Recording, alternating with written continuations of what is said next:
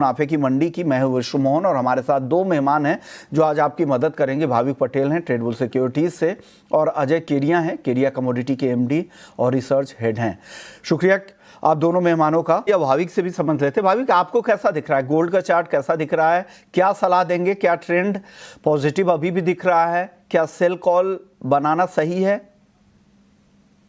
Good morning Vishu ji. देखिए, अगर fundamentals और टेक्निकल देखें तो वो थोड़े दो डिफरेंस जा रहा है कि जहाँ पे फंडामेंटल अगर देखें तो अभी भी स्ट्रांग है, बट टेक्निकली ये दिखा रहा है कि गोल्ड वापस से ओवरबॉट हो चुका है, तो यहाँ से थोड़ी शायद कंसोलिडेशन हो सकती है। पहले भी हमने देखा कि जब जब भी गोल्ड में एक स्ट्रांग रैली आती है तो उससे दूसरे दिन अगर देखें तो थोड़ा कंसोलिडेशन या नफा वसूली आती है, बट ओवरऑल अभी भी फंडामेंटल्स काफ़ी स्ट्रांग है। जैसे कि इंडिया जी ने भी बताया कि अपसाइड थोड़ा कैप हो सकता है, क्योंकि काफ़ी जो ये टैरिफ की अनसर्टेनिटी है वो मार्केट ने थोड़े एक्सपेक्ट की है, बट ये वीकेंड पे जो रशिया और यूक्रेन का एस्केलेशन है वो कहीं से मार्केट ने एक्सपेक्ट नहीं किया था, और वो आगे जाके भी लग रहा है कि शायद और ज़्यादा ही एस्केलेट हो सकता है, जिसकी वजह से मुझे लग रहा है कि गोल्ड में अभी कोई ज़्यादा गिरावट नहीं आ सकती है। आई थिंक इंट्राडे दोनों गोल्ड और सिल्वर में ऑप्शन के वाया कॉल के वाया बाय कर सकते हैं, क्योंकि अभी भी अगर आज मॉर्निंग में भी देखें तो लो के बाद थोड़ा बहुत हम देख रहे हैं कि कवर हो रहा है, और मार्केट में एक्सपेक्टेड है कि इवनिंग में भी शायद कवर हो सकता है।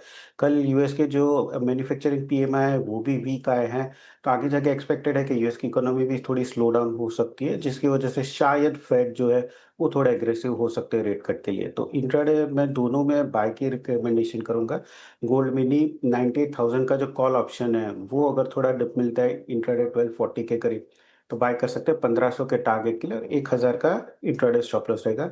और चांदी में भी मुझे लग रहा है कि 1 लाख का जो कॉल ऑप्शन है वो बाय कर सकते हैं 1900 के करीब, 2500 के टारगेट के लिए, और 1650 का स्टॉप लॉस रहेगा। के जरिए आपकी सलाह है कि जिस तरह का मार्केट है ऐसे में आप ऑप्शंस के जरिए जाएं, कि खबरों की वजह से ये बाजार में इस तरह के उतार चढ़ाव चल रहे हैं। तो आपकी सलाह क्या है भाविक जी?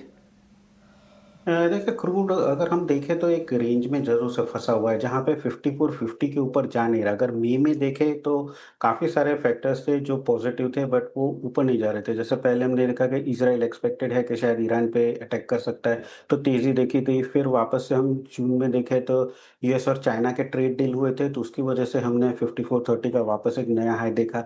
कल हमने देखा कि रशिया यूक्रेन का जो एस्केलेशन आया तो उसकी वजह से नया हाई, बट वो हाई ऊपर 54-50, 5500 के ऊपर जा नहीं पा रहा है। हालाँकि पॉज़िटिव फंडामेंटल्स आ रहे हैं, बट ओवरऑल आगे जाके थिंक ओपेक सप्लाई जो बढ़ने वाली है उसकी वजह से ज़रूर से कैप मुझे लग रहा है हो सकता है अपसाइड।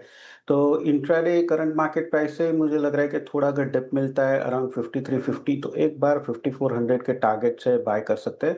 स्टॉप लॉस रख सकते हैं 5320 का। ओवरऑल मुझे लग रहा है कि शायद आगे जाके भी थोड़ा रेंज में ही रहेगा कच्चा तेल। चलिए, नेचुरल गैस की चाल काफी तेज नजर आ रही है। आप बताइए भाविक, आपकी राय एनजी पर? यहाँ देखिए, एनजी में मुझे भी लग रहा है जैसे खेड़िया जी ने बताया यहाँ से तेजी हो सकती है। एक तो टेक्निकली हम देखें तो 296 पे डबल बॉटम हुआ है। आगे जाके यूएस का जो प्रोडक्शन है वो शायद कम हो सकता है, क्योंकि उनकी जो वेल ड्रिलिंग्स है वो कम हो रही है। और जैसे खेड़िया जी ने बताया कि यूरोप के अगर हम देखें इन्वेंट्री तो यूजुअली यहाँ पे 60-62% होती है, अभी 45% के करीब है। तो आगे जाके भी आई थिंक यूरोप जो है वो एलएनजी एक्सपोर्ट इंपोर्ट करेगा यूएस से, जिसकी वजह से नेचुरल गैस की इन्वेंट्री यूएस में कम हो सकती है। तो मुझे लग रहा है आगे जाके आई थिंक 340-350 के लेवल्स भी आ सकते हैं। इंट्राडे ऑप्शन वाया ज़्यादा बेहतर रहेगा। 320 का जो कॉल ऑप्शन है वो बाय करके चल सकते हैं 18 के करीब। 22 का इंट्राडे टारगेट रहेगा और 16 का इंट्राडे स्टॉप लॉस रहेगा। तो ये सलाह है एनजी को लेकर। एल्युमिनियम, आपकी राय बेस मेटल्स पे ओवरऑल क्या है भाविक जी? और आज अगर किसी को ट्रेड करना हो तो आपकी टॉपिक क्या होगी? देखिए, आई थिंक ओवरऑल अभी फिलहाल शॉर्ट टर्म में मुझे लग रहा है कि जो ट्रम्प ने अपील की है यूएस कोर्ट में और जिसका फैसला 9 जून को आने वाला है, उस पर सबकी नज़र रहेगी। देखिए, मैन्युफैक्चरिंग पीएमआई अगर देखें तो यूएस चाइना का दोनों का वीक है, तो दैट मीन्स कि आगे जाके अगर ये टैरिफ रहती है तो थोड़ा बहुत यहाँ से और करेक्शन देखने को मिल सकता है। बट क्योंकि हमने कहा है कि डॉलर इंडेक्स जो है वो 99-98 के नीचे भी आ चुका है, तो जहाँ पे कहीं ना कहीं थोड़ा सपोर्ट मिल रहा है। और ज़िंक में हमने कल देखा था कि जो कैंसल वारंट थे वो थोड़े बड़े हैं, तो आई थिंक ज़िंक मुझे थोड़ा बेहतर लग रहा है इंट्राडे पर्पस के लिए, कि जहाँ पे 252 के करीब अगर आता है तो एक बार इंट्राडे टारगेट के 255 के टारगेट के लिए बाय कर सकते हैं। 250 का स्टॉप लॉस रख सकते हैं। आई थिंक मेजर करेक्शन 250 के नीचे ही लग रहा है ज़िंक में। चलिए, तो ये राय है बेस मेटल्स को लेकर। ओके, शुक्रिया आपका केडिया जी, आपका भाविक पटेल साहब, आपका, आप लोगों ने वक्त निकाला, दर्शकों को गाइड किया। चलिए, मुनाफे की मंडी में इतना ही, लेकिन आपको बता दें एक अहम अपडेट।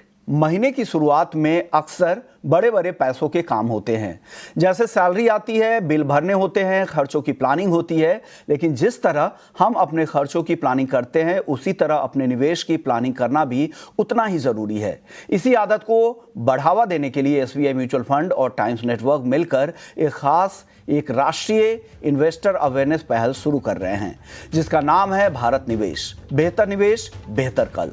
इस पहल का मकसद भारतीयों में लगातार निवेश करने की आदत को प्रोत्साहित करना है, ताकि वे अपने आर्थिक भविष्य सुरक्षित कर सकें। चलिए, इसी नोट पर मुनाफे की मंडी को यहीं खत्म करेंगे। ब्रेक के बाद जब लौटेंगे तो आपके लिए लेकर आएंगे FNO जंक्शन। जल्द लौटते हैं। नमस्कार।